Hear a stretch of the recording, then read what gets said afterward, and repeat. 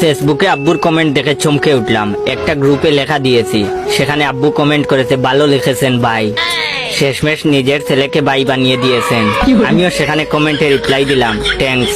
সাথে সাথে আব্বু কমেন্টে রিপ্লাই দিল, ভাই আপনার লেখা পড়ে বক্ত হয়ে গেছি, আপনাকে ফ্রেন্ড রিকোয়েস্ট পাঠিয়েছি, আশা করি আপনার লিস্টে জায়গা হবে। চেক করে দেখলাম আব্দুর রাজ্জাক নামে আব্বুর আইডি থেকে রিকোয়েস্ট এসেছে, প্রোফাইলে আমার ছোট ভাইয়ের ছবি দেওয়া। কি করব ভাবছিলাম, ভেবে দেখলাম যেহেতু আমি ফেসবুকে নাম ব্যবহার করি আর প্রোফাইল আমার কোনো ছবি দেওয়া নাই, তাহলে রিকোয়েস্ট অ্যাকসেপ্ট করতে সমস্যা নাই। আফটার অল যে আব্বু সারাদিন আমাকে জারের উপর রাখে, সে ফেসবুকে আমার ফ্যান ভেবেই মনের মধ্যে একটা আনন্দ চলে এলো। অ্যাকসেপ্ট করে দিলাম। সাথে সাথে দেখি আব্বু আমার প্রোফাইলে কোপাকুপি শুরু করে দিল। লাইক আর কমেন্টের জোরে ফোনের নোটিফিকেশনের তুফানের মতো আসতে লাগলো। ফোন হ্যাং হয়ে গেল। মনে হচ্ছিল পাশের রুমে গিয়ে বলি, আব্বু তোমার পা ধরি, এবার থামো। যে একটা নষ্ট ফোন চালাই, তার উপর তোমার এই নোটিফিকেশনের অত্যাচার, থামাও। অনেকক্ষণ পর আব্বু থামলেন।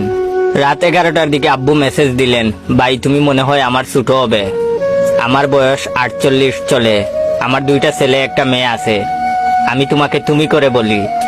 আমি রিপ্লাই দিলাম, ঠিক আছে ভাই, সমস্যা নাই। আব্বু আবার মেসেজ দিল, কাল কখন গল্প পোস্ট দিবা? আমি রিপ্লাই দিলাম, সকাল 10টার দিকে। পরের দিন একটা গল্প লিখলাম, সেখানে একজন বয়স্ক লোক স্ত্রী বাচ্চা কাচ্চা থাকার